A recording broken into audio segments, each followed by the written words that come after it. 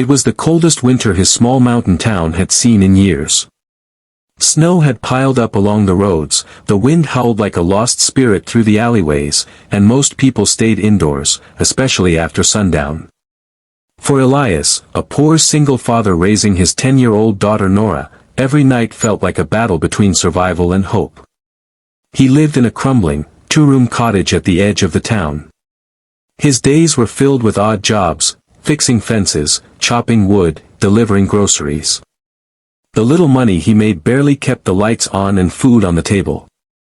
But despite their poverty, Elias and Nora were rich in something money could never buy: kindness. One late afternoon, as the snow thickened, Elias spotted a woman outside the local bus station. She wore a damp coat, dragging a suitcase through slush, her face pale and confused. She looked lost and scared. Passers-by ignored her. A few stared, but no one helped. Elias hesitated only a second before walking over. "Miss, are you all right?" he asked, voice warm despite the biting cold. The woman turned, startled. "I missed the last bus. I don't know where to go. My phone's dead. My hotel booking fell through." Elias could see the panic in her eyes. Without a second thought, he said, "You can stay with us tonight. It's not much, but it's warm." The woman blinked, unsure if he was serious. I don't want to impose." "You won't be," he smiled. "Come on, my daughter's probably worried why dinner's not ready yet." She followed him hesitantly, still cautious. Her name was Claire. She was a tourist, visiting from another country, traveling solo to explore the region's nature trails and heritage villages. She had been careful, but a cancelled bus and booking mistake had left her stranded in a strange town. Elias's home was small and worn out. Cracks lined the walls, and the wood stove flickered uncertainly. But it was clean, warm, and filled with laughter. Nora greeted Claire with shy curiosity and offered her the only extra blanket in the house.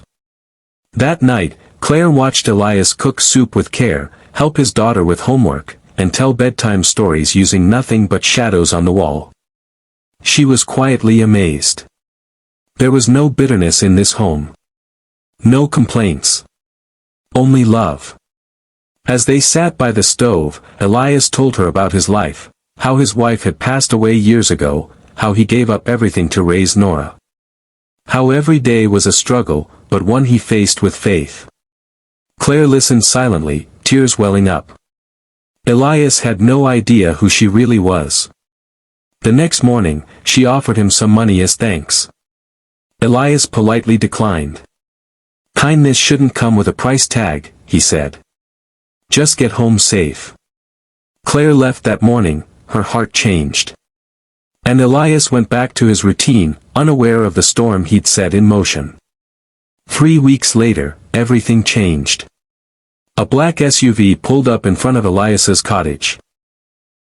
Men in suits stepped out. Elias panicked, wondering if something had gone wrong.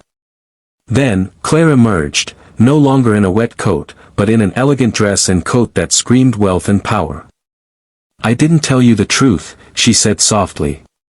"I'm the daughter of George Weller, CEO of the Weller Foundation.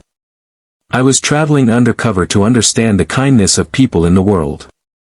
Elias was speechless. "I've never been shown such genuine compassion, without expectations, without judgment. That night changed my life. And now, I'd like to change yours." Behind her, a second van arrived, filled with new furniture, appliances, groceries, and winter supplies. Another man handed Elias a letter, full-ride scholarship for Nora to the best school in the region.